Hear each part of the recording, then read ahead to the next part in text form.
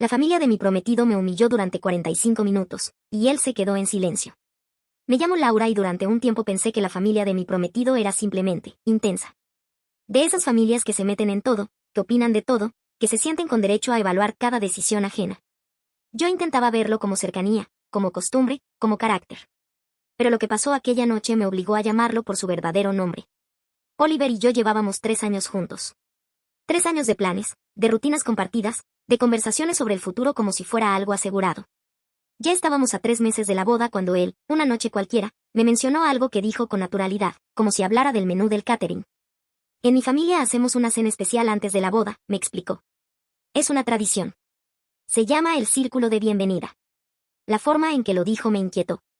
No era por la cena, era por su tono. Esa seguridad con la que uno menciona algo que nunca se ha cuestionado. ¿Y qué pasa en esa cena?, pregunté. Oliver se acomodó en el sofá, como quien se prepara para contar una anécdota divertida. A todos se sientan en círculo y hablan. Dicen lo que piensan. Lo que creen que la persona nueva debe mejorar. Es como una limpieza, para que no haya secretos ni resentimientos. Yo lo miré esperando que en algún momento se riera, que dijera que era una broma. No lo hizo. ¿Mejorar qué?, insistí, sintiendo un frío extraño en el estómago. Cosas. Observaciones. Ya sabes, para que entres a la familia de verdad. La frase de verdad me sonó como una puerta cerrándose. Le dije que eso no me parecía sano. Se lo dije con cuidado, tratando de no sonar ofensiva, porque incluso en ese momento yo ya estaba midiendo cómo expresar mis incomodidades para no provocar una reacción defensiva. Así era con ellos. Así me había ido acostumbrando a ser. Oliver suspiró. No es tan malo como suena. Todos pasamos por eso. Mi mamá pasó por eso cuando se casó con mi papá. Mis tías también. La esposa de mi hermano lo hizo. Todos sobreviven. Esa palabra otra vez, sobreviven. No lo disfrutan, no lo agradecen, no lo celebran. Sobreviven. ¿Y cómo fue con tu cuñada?, pregunté. Ahí Oliver se quedó callado un segundo. No fue una pausa larga, pero sí lo suficiente como para que yo la notara. Se rascó la nuca y miró hacia otro lado. Fue un poco duro, pero lo manejó bien. ¿Qué le dijeron? No contestó de inmediato. Lo presioné con la mirada, y entonces empezó a enumerarlo como si estuviera leyendo una lista. Que era muy ruidosa. Que se reía demasiado. Que no sabía vestirse para ocasiones formales. Que venía de una familia sin clase y tenía que aprender a comportarse mejor. Que no era lo suficientemente inteligente para mi hermano y debería leer más. Yo me quedé quieta. Lo escuché hasta el final sin interrumpirlo, pero por dentro se me iba acumulando algo parecido a la rabia. ¿Y ella qué hizo?, pregunté, sintiendo que ya sabía la respuesta. Oliver se encogió de hombros. Lloró un poco, pero después les agradeció la honestidad. Dijo que iba a mejorar. La imagen que me vino a la cabeza fue la de ella en las reuniones familiares. Siempre callada. Siempre con una sonrisa apagada. Yo, antes, lo había interpretado como timidez. En ese instante, todo cambió. Oliver, ella casi no habla en las reuniones, le dije. Apenas participa. Él me miró como si yo exagerara.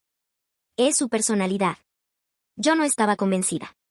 Algo dentro de mí ya estaba empezando a conectar puntos, incluso sin tener todas las piezas. Le dije que no quería hacerlo. Que no me sentía cómoda. Que una familia que da la bienvenida destruyendo a la persona nueva no estaba dando la bienvenida a nada. Oliver se puso serio. Y no es opcional, Laura. Ahí me dolió. No por el círculo. Por lo automático con lo que salió de su boca. Como si mi incomodidad fuera un capricho menor. Y si te niegas, van a pensar que tienes algo que esconder. Nunca te van a aceptar del todo. Y nuestro matrimonio siempre va a estar marcado. Es solo una noche. Hazlo por nosotros. Ese hazlo por nosotros me atrapó. Porque yo sí estaba haciendo planes por nosotros. Yo sí me estaba imaginando una vida con él.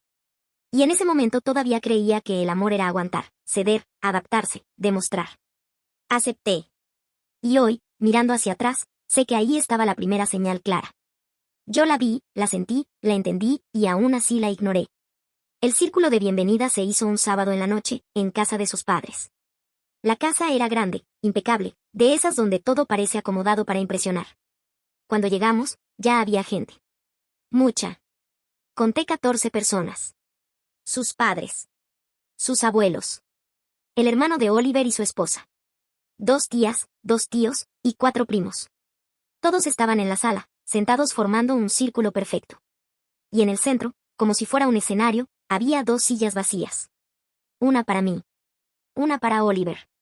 Sentí una punzada de vergüenza antes de siquiera sentarme, como si ya me hubieran puesto un reflector encima. Oliver me tomó la mano un segundo, pero su gesto no me calmó. Se sintió más como un movimiento automático que como apoyo real. Su madre, Claudia, se puso de pie con una sonrisa amable. De esas sonrisas que no llegan a los ojos. Gracias por venir, dijo. Esta tradición es muy importante para nosotros. Es una forma de cuidar a la familia, de protegerla. Esa palabra también me revolvió el estómago, protegerla. ¿De qué? ¿De mí? Claudia empezó a explicar las reglas como si estuviera dirigiendo un juego de mesa. Cada miembro va a compartir observaciones honestas sobre ti, Laura. No puedes interrumpir. No puedes defenderte. Solo escuchas, reflexionas y agradeces cuando cada persona termine. Yo sentí calor en la cara.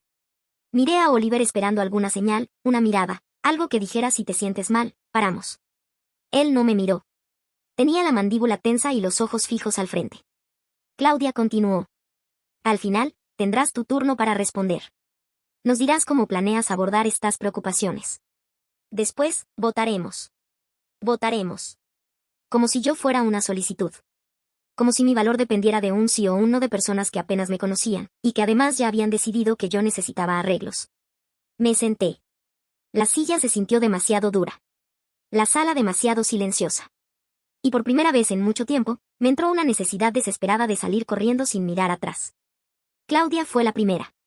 Me miró con una mezcla de dulzura y juicio. Laura, eres demasiado independiente, dijo. No pareces valorar a la familia como deberías. Trabajas demasiado, y eso me preocupa. Siento que podrías descuidar a mi hijo. Sentí un golpe en el pecho, como si alguien me hubiera empujado por dentro. Y, sinceramente, añadió, tu comida no es tan buena. Oliver va a extrañar las comidas de esta casa. Además, te vistes muy casual. Deberías esforzarte más. La apariencia importa. Yo apreté las manos sobre mis rodillas. Recordé la regla, no hablar. No reaccionar. No defenderme. Solo escuchar. El padre de Oliver, Jorge, tomó la palabra después, con una voz más seca. Hablas demasiado de tus opiniones, dijo. Y no escuchas lo suficiente. Pareces creer que eres más lista que los demás, y eso es desagradable. La frase me cayó como un insulto directo, sin filtro. Tu carrera, está bien, pero no es impresionante. Y dudo que puedas proveerle a Oliver lo que él merece. Me quedé quieta. Por fuera, quieta. Por dentro, me ardían los ojos, pero no quería llorar. No quería darles ese gusto. No quería convertirme en la sensible, la dramática, la que no aguantó. Yo respiré lento. Me repetí a mí misma, una noche. Una sola noche. Luego termina. Entonces habló su abuela, Rosa, mirándome como si yo fuera un objeto que no le gustaba. Eres muy delgada, dijo. Necesitas comer más. Tu familia claramente no te enseñó a cuidarte. Tragué saliva. Y sonríes demasiado, añadió. Se ve falso. Ese comentario me golpeó raro, porque por un segundo me vi desde afuera, yo, sentada ahí, con una cara que seguramente estaba forzando calma, mientras por dentro me desarmaban. Luego habló el abuelo, Alberto, con una seguridad dura. No pareces el tipo de mujer que criaría hijos como se debe, dijo. Te ves centrada en ti misma y en tu carrera. Probablemente no querrías quedarte en casa con bebés. Yo sentí que mi respiración se volvía más corta. Después una tía intervino, Patricia. En las cenas familiares eres muy callada. No te esfuerzas por conocer a todos. Yo casi me reí por lo absurdo, pero me contuve. Porque apenas unos minutos después otra voz del mismo círculo dijo lo contrario. Y cuando hablas, eres muy ruidosa. Interrumpes. Era como si no importara lo que yo hiciera. Todo podía ser un defecto si ellos lo decían con suficiente convicción. Un tío, Ricardo, se inclinó un poco hacia adelante. No respetas lo suficiente nuestras tradiciones. Haces demasiadas preguntas. Deberías aceptar cómo se hacen las cosas en esta familia sin cuestionarlo tanto. Un primo soltó una risa breve, sin humor. Es que eres aburrida, dijo. No tienes historias buenas. Tus pasatiempos, no sé, no encajas. En las vacaciones familiares te vas a quedar como pegada en una esquina. Yo empecé a perder la noción de cuánto tiempo llevaba ahí. Solo sabía que cada comentario me iba arrancando algo. Mi paciencia, mi dignidad, mis ganas de agradar. Y entonces habló el hermano de Oliver, Daniel, con una sonrisa que me heló. Sinceramente, no eres tan bonita como otras mujeres con las que Oliver salió, dijo. Me sorprende que se haya conformado contigo. Ahí sentí que algo dentro de mí se rompía, pero no de tristeza. De claridad. Miré a Oliver por reflejo, esperando que por fin reaccionara. Que se levantara. Que dijera ya basta. Oliver estaba a mi lado, inmóvil. Pálido. Las manos apretadas. La mirada baja. Y lo peor, asentía apenas, como si todo eso fuera razonable. La cuñada, María, no dijo nada en todo ese tiempo. Solo miraba hacia abajo, como si quisiera desaparecer. Yo entendí en ese momento que no era timidez. Era supervivencia. Cuando terminaron, Claudia me sonrió como si me hubieran hecho un favor. Bien, dijo. Ahora, Laura, cuéntanos cómo piensas abordar estas preocupaciones. Y ahí, en medio de ese círculo perfecto, después de 45 minutos escuchando cómo me despedazaban sin que el hombre que decía amarme moviera un dedo, sentí que el miedo se me iba. No porque dejara de doler, sino porque, por primera vez, dejé de tener ganas de encajar. Levanté la mirada. Y supe que mi turno de hablar no iba a ser el que ellos esperaban. Le devolví la sonrisa a Claudia, aunque sentí que la cara me pesaba. Me tomé un segundo antes de hablar.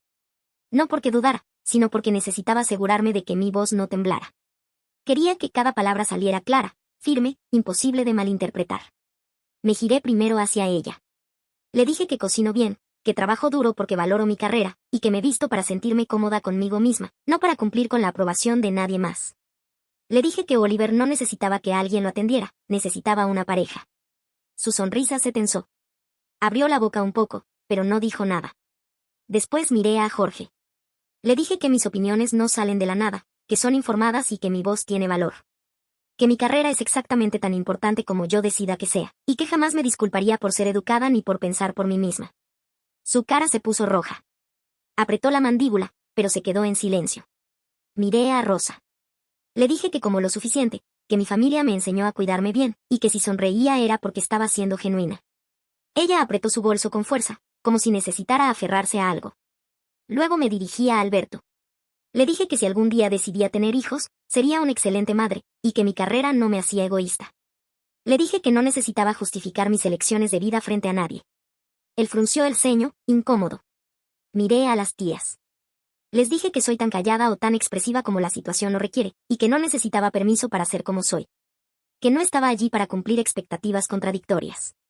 A los tíos, les dije que respeto las tradiciones que merecen respeto, y que hacer preguntas no es falta de educación, es curiosidad e inteligencia. Que aceptar todo sin pensar no es una virtud. Me volví hacia los primos. Les dije que mis pasatiempos me interesan a mí, y que no tengo que entretener a nadie para valer. Que no iba a convertirme en un espectáculo para encajar. Por último, miré a Daniel. No levanté la voz. No lo necesitaba. Le dije que soy exactamente lo suficientemente bonita, y que Oliver no se conformó con nada. Que nadie se conforma cuando elige con el corazón. Durante todo ese tiempo, Oliver no dijo una sola palabra. No me defendió. No me apoyó. No negó nada de lo que dijeron. Solo se quedó ahí, rígido, con la mirada perdida, asintiendo levemente de vez en cuando, como si estuviera escuchando una crítica constructiva y no un ataque. Cuando terminé, el silencio cayó pesado sobre la sala. Me levanté. La silla chirrió contra el suelo y el sonido resonó más fuerte de lo que esperaba. Los 14 pares de ojos se clavaron en mí al mismo tiempo. Respiré hondo. Les dije que no me uniría a esa familia. Que no iba a casarme dentro de una tradición diseñada para humillar, controlar y hacer sentir pequeñas a las personas. Que eso no era honestidad, era abuso disfrazado de costumbre. Claudia intentó decir algo, pero no la dejé. Miré a Oliver. Le dije que cualquier hombre que se siente en silencio mientras su familia destruye a su pareja durante 45 minutos no es un hombre en quien pueda confiar mi futuro. Que yo merecía a alguien que me defendiera, que me protegiera y que no permitiera que nadie me hiciera daño en su nombre. La sala quedó completamente en silencio. Nadie se movió. Nadie habló. Caminé hacia la mesa lateral, tomé mi bolso y me dirigí a la puerta. Sentía la espalda rígida, pero también una extraña calma. Como si algo dentro de mí finalmente se hubiera acomodado. Salí de la casa sin mirar atrás. Llegué a mi auto antes de que Oliver saliera corriendo detrás de mí. Me tomó del brazo y me giró con brusquedad. Estás exagerando, dijo de inmediato.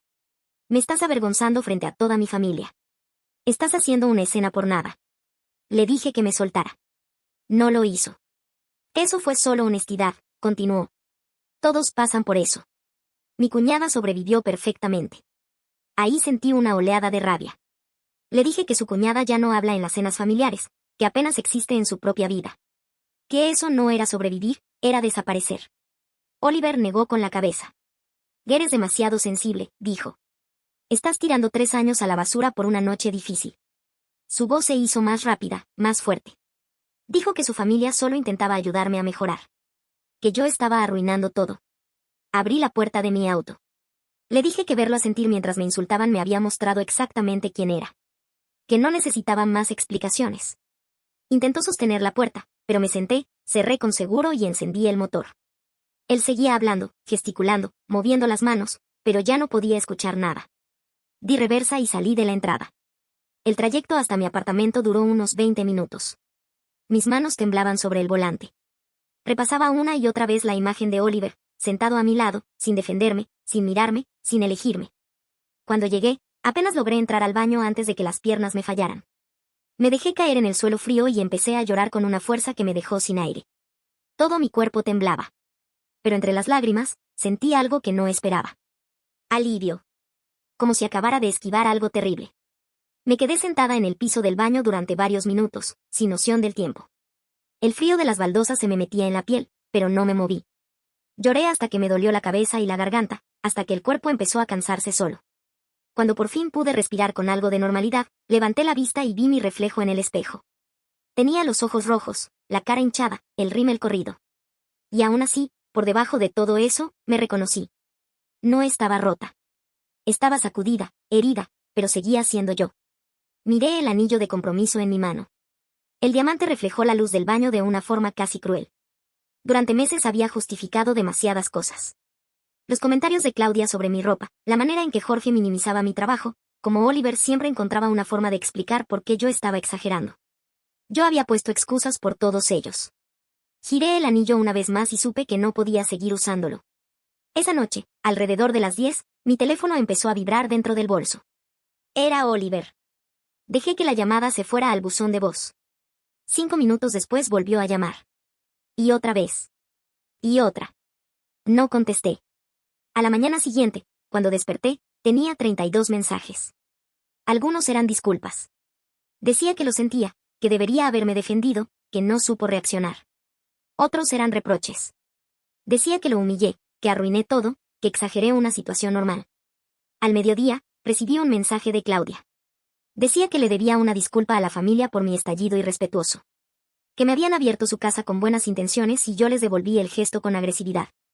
Más tarde, Jorge envió varios correos hablando de cuánto había herido a Oliver y de cómo había dañado la confianza familiar. Los mensajes no pararon durante 3 días. Oliver alternaba entre rogarme que volviera y decirme que estaba siendo ridícula. Su madre insistía en que yo no entendía el valor de la familia. Bloqueé la mayoría de los números, pero guardé cada mensaje, cada correo de voz, cada correo electrónico. Algo dentro de mí me decía que necesitaba conservar pruebas. Al 4.º día, llegó un mensaje de un número que no tenía guardado. Era María, la cuñada. Me preguntó si podíamos tomar un café. Dudé antes de responder. Parte de mí no quería volver a tener contacto con nadie de esa familia. Pero otra parte, más curiosa, más alerta, me dijo que aceptara. Nos encontramos en una cafetería pequeña cerca de mi apartamento. Nos sentamos en una mesa apartada, lejos de otras personas. María se veía distinta. Tenía la espalda más recta y la mirada más despierta. Me dijo que llevaba 6 años esperando que alguien se levantara de esa silla. Dijo que verme defenderme le recorrió el cuerpo como un escalofrío. Luego empezó a contarme quién era antes del círculo. Era ruidosa, segura, divertida, opinaba de todo sin miedo. La familia de Oliver pasó 1 hora enumerando todo lo que estaba mal con ella. Después de la boda, intentó corregirse. Dejó de reír fuerte. Dejó de opinar. Cambió la forma de vestirse. Pensó que, si se volvía perfecta, finalmente la aceptarían. Nunca pasó. Me dijo que ahora apenas se reconocía. Que cada reunión familiar la hacía sentirse más pequeña. Mientras hablaba, sus manos temblaban levemente y yo noté cómo miraba alrededor, nerviosa, como si temiera que alguien nos viera juntas. Esa conversación se me quedó clavada en el pecho. La semana siguiente, la realidad práctica me golpeó de frente. Empecé a llamar a los proveedores de la boda para cancelar. El lugar se quedó con 5.000. El catering con 3.000. el fotógrafo con 1.500. Perdí casi $10.000 en depósitos no reembolsables. Luego vino el golpe del apartamento. El contrato estaba a nombre de los dos y romperlo implicaba una multa que no podía pagar. Estaba atrapada pagando la mitad de una renta que no podía sostener sola, mientras buscaba desesperadamente un lugar donde vivir. Mis ahorros comenzaron a desaparecer. Había noches en las que despertaba a las 2 de la mañana con el corazón acelerado, preguntándome si había cometido un error terrible. Si tal vez exageré. Si una noche horrible no valía perderlo todo. Pero entonces recordaba la cara de Oliver. Su silencio. Sus asentimientos. Y la duda se transformaba otra vez en certeza. Comencé a buscar estudios diminutos, lugares que apenas podía pagar. Cada opción parecía peor que la anterior. Me di cuenta de que estaba a punto de perder la estabilidad financiera que me había costado años construir. Y entonces, un martes por la tarde, Claudia apareció en mi trabajo. Yo caminaba hacia mi auto después de un turno largo cuando la vi parada cerca de la puerta del conductor, como si hubiera estado esperando. Dijo que necesitábamos hablar, que yo no entendía lo importante que era la familia. Le pedí que se fuera. No lo hizo. Dijo que todo matrimonio exige sacrificios. Que yo estaba siendo egoísta e inmadura. Que Oliver estaba dispuesto a perdonarme si pedía disculpas y prometía mejorar. Ese tono dulce, controlado, me dio escalofríos. La miré a los ojos y le dije que su tradición no era honestidad, era abuso. Que nunca iba a disculparme por tener amor propio. Que necesitaba que me dejara en paz. Pareció genuinamente sorprendida, como si nadie jamás le hubiera hablado así. Abrió la boca para responder, pero entré en mi auto y cerré las puertas. Esa noche manejé hasta la casa de mis padres. Me senté en la mesa de la cocina y les conté todo. El círculo. El silencio de Oliver. El acoso posterior. Les hablé de cosas que había callado durante meses. Los comentarios constantes, las pequeñas humillaciones, la forma en que siempre terminaba cediendo. Mi padre no habló de inmediato. Se quedó quieto, con la mandíbula tensa y la mirada dura. Luego dijo que ninguna hija suya sería tratada así, y que si Oliver volvía a contactarme, él se encargaría. Mi madre lloró y me ofreció la habitación de huéspedes sin pensarlo. Dijo que podía quedarme el tiempo que necesitara. Que me ayudarían a salir adelante. Ahí entendí algo que no había visto antes. El amor no se supone que duela así. No debería venir acompañado de miedo, ni de evaluaciones constantes. No debería sentirse como una prueba interminable. Salí de esa casa con una mezcla de tristeza y alivio. Triste por lo que perdí. Aliviada por lo que había evitado. Y aunque todavía no lo sabía, ese apoyo fue el primer paso real hacia una vida que, por primera vez en mucho tiempo, iba a ser verdaderamente mía. La calma que sentí después de hablar con mis padres no duró demasiado. A la mañana siguiente volví a despertarme con el peso de todo encima. Tenía que seguir funcionando, ir al trabajo, cumplir con responsabilidades, aunque por dentro todavía estuviera hecha un nudo. Pasaron 3 semanas desde la noche del círculo cuando Oliver apareció sin avisar en el apartamento. Escuché el timbre y, al abrir la puerta, lo vi ahí parado con un ramo de flores demasiado grande y una expresión ensayada. No me preguntó si podía pasar. Empezó a hablar de inmediato. Dijo que había pensado mucho en todo lo que había pasado. Que había reflexionado. Que había hablado con su familia y estaban dispuestos a empezar de nuevo conmigo. Dijo que podríamos saltarnos algunas tradiciones, hacer las cosas a nuestra manera. Llevaba la camisa que siempre le decía que me gustaba. Las flores eran caras. Todo estaba cuidadosamente calculado para despertar nostalgia. Por un segundo, lo logró. 3 años no desaparecen así de fácil. Había recuerdos, chistes internos, planes que todavía no se habían borrado del todo. Pero antes de que pudiera dejarme llevar, le hice una pregunta simple. Le pregunté si le había dicho a su familia que el círculo estaba mal. Dudó. Apenas unos segundos, pero fueron suficientes. Desvió la mirada y empezó a hablar de lo complicado que era, de que tenían buenas intenciones, de que no era tan blanco y negro. Ahí entendí que nada había cambiado. No de verdad. Le devolví las flores y le dije que no podía seguir con alguien que no sabía defender lo que era correcto. Intentó discutir, pero cerré la puerta mientras seguía hablando. Lo escuché quedarse afuera unos minutos antes de irse. A la mañana siguiente, recibí un correo electrónico de María. Era largo. Me tomó varios minutos leerlo completo. Comenzaba pidiendo disculpas por no haber dicho nada durante el círculo. Decía que verme salir de esa sala le había dado el valor para empezar a decir la verdad. Entonces me contó algo que Oliver nunca me mencionó. Su hermano ya había estado casado antes. La primera esposa también pasó por el círculo. Se quedó. Intentó encajar. Durante 2 años, la familia la criticó por todo. Su comida, su peso, su forma de vestir, su inteligencia. Poco a poco dejó de ver a sus amigos. Renunció a su trabajo porque la madre de Oliver la convenció de que debía enfocarse en ser una mejor esposa. Al final, se fue. Volvió a su estado de origen y la familia decidió que la historia oficial sería que tenía problemas mentales. Que no había sabido manejar la presión de ser parte de una familia de verdad. María escribió que ella no supo de esa primera esposa hasta después de su propio matrimonio. El hermano de Oliver lo mencionó como algo sin importancia. Ahí entendió que el patrón se repetiría. Y se repitió. Cuando terminé de leer, me quedé sentada mirando el teléfono, con una sensación de traición profunda. Oliver sabía. Sabía exactamente lo que su familia hacía. Y aún así me llevó a ese círculo. Me expuso sabiendo las consecuencias. Ese día llegué tarde al trabajo. Estaba distraída, con la mente en otro lado. Durante una reunión, mi jefa me preguntó si estaba bien. Dije que sí, pero no lo estaba. Peor aún, ese mismo día olvidé una presentación importante para un cliente. El plazo estaba en mi calendario desde hacía semanas. Siempre cumplo con mis fechas. Siempre. Pero esta vez no. Armé algo a las apuradas. No fue mi mejor trabajo. Después de enviarlo, mi jefa me llamó a su oficina.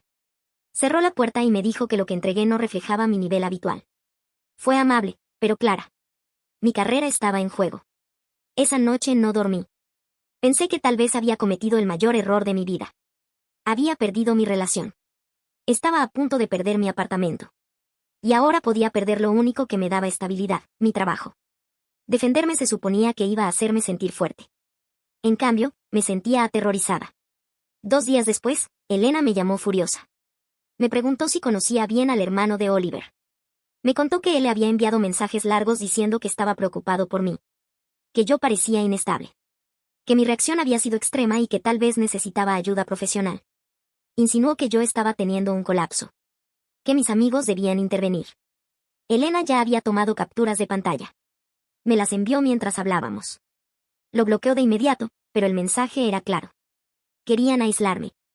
Si lograban convencer a mis amigos de que yo estaba mal, entonces nadie escucharía mi versión. Guardé todas las pruebas. Algo dentro de mí sabía que todavía no había terminado. La búsqueda de un nuevo lugar se volvió urgente. No podía seguir viviendo en un espacio que me recordaba todo lo que creí que iba a ser mi vida. Después de semanas buscando, encontré un estudio diminuto, al otro lado de la ciudad. Apenas cabía una cama, una mesa pequeña y una estufa eléctrica. El baño era tan chico que apenas podía moverme. Pero era mío. Y podía pagarlo, si era cuidadosa. Firmé el contrato y entregué casi todos mis ahorros. Programé la mudanza para un día en que Oliver estuviera trabajando. Mi padre vino con su camioneta. Empacamos solo mis cosas. Ropa, libros, algunos muebles pequeños. Me di cuenta de lo poco que ese apartamento había sido realmente mío. Cuando terminamos, mi padre me miró y me dijo que estaba orgulloso de mí por elegirme. No dijo nada más. Subimos las cajas por las escaleras del estudio y me dejó ahí, con un abrazo firme y la certeza de que siempre tendría un lugar al cual volver. Esa noche dormí en el suelo, rodeada de cajas. Y aún así, por primera vez en meses, dormí en paz. No olvides dejar tu opinión en los comentarios, dejar tu like y compartir este video.